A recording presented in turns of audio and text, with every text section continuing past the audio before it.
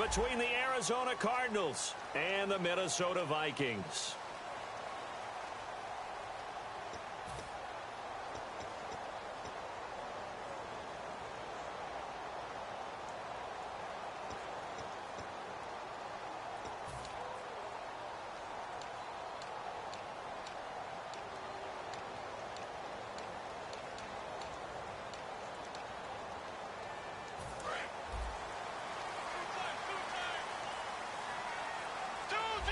Time running out here on the play clock. Peterson alone in the backfield.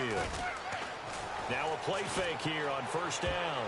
And the tip there altered the ball flight, and it falls incomplete. It'll be second down. Time to feature the offensive starters and to give some love to the tight end, Kyle Rudolph. He's been to the Pro Bowl already, battled a few injuries, but he's back and better than ever. Has added a little yoga to his regimen in order to make him more nimble. That makes it that much harder for the defenders to catch him. Offense looking to avoid a 3rd and long. It's 2nd and 10. Throwing again, Bridgewater on 2nd and 10. And he's got the hook up here. It's Kyle Rudolph. 23 yards on the play. On this first drive, looks like they want to get that vertical passing game going early. And they did, and what a warning shot they just fired. If you're not going to back up and play coverage deep, we're going to attack you all game long. And once you adjust to that and you start to back off, then that opens things up underneath. A really nice start for them. Great way to get the game going. A first carry now for Adrian Peterson.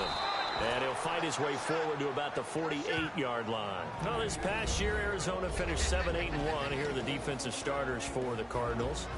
What do you make of this football team defensively heading into next year, Charles? Well, they're an aggressive group, and they didn't generate the same number of takeaways that they normally do.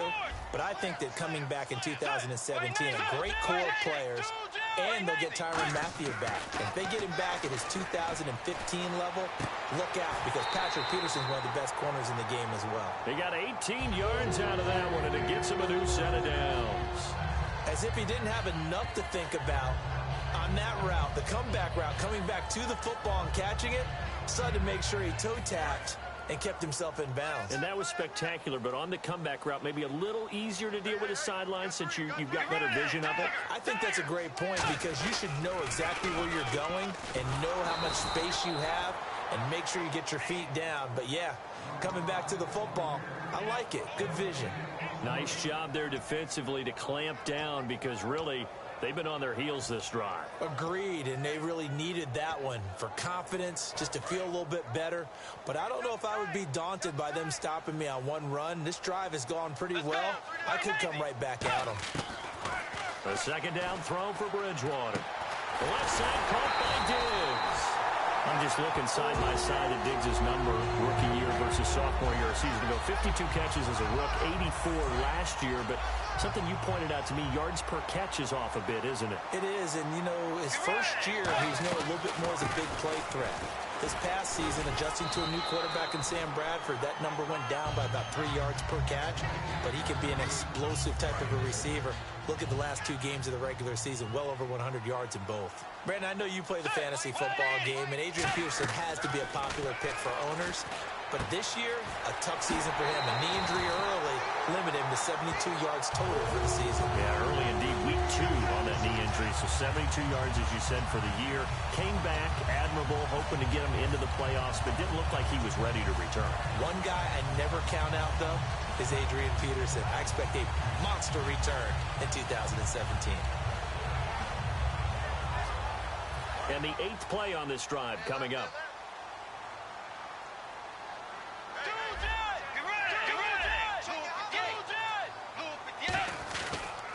They'll run for it with Peterson.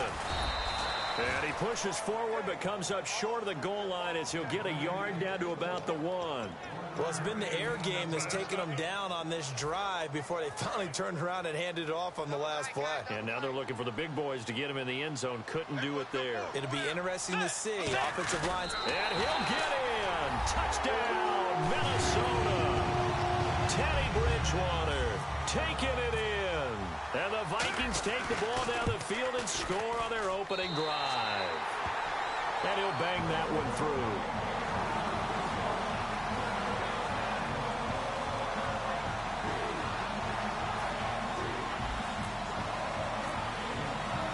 Minnesota's kick team ready, and the Vikings boom it away.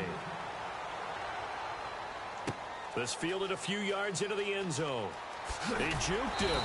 And the decision to bring it out is going to cost him about 7 yards all told as he's taken down back shy of the 20.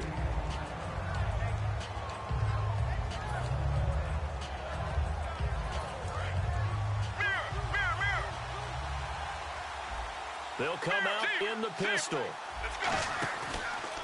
The first carry now. This is Johnson. And he'll lose yardage here. Back to the 15.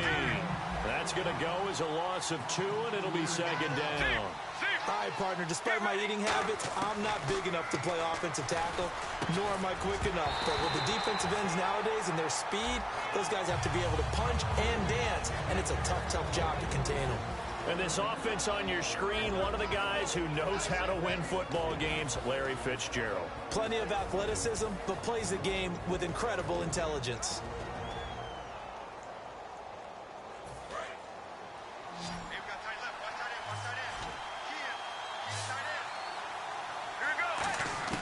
On third down, Palmer. Into a double team, and it's intercepted. Picked off by the linebacker, Eric Kendricks. You know, for this Vikings team, as they come back out here on offense, I don't know that any group had more of a roller coaster ride than them in the 2016 season. The quarterback change at the beginning, the hot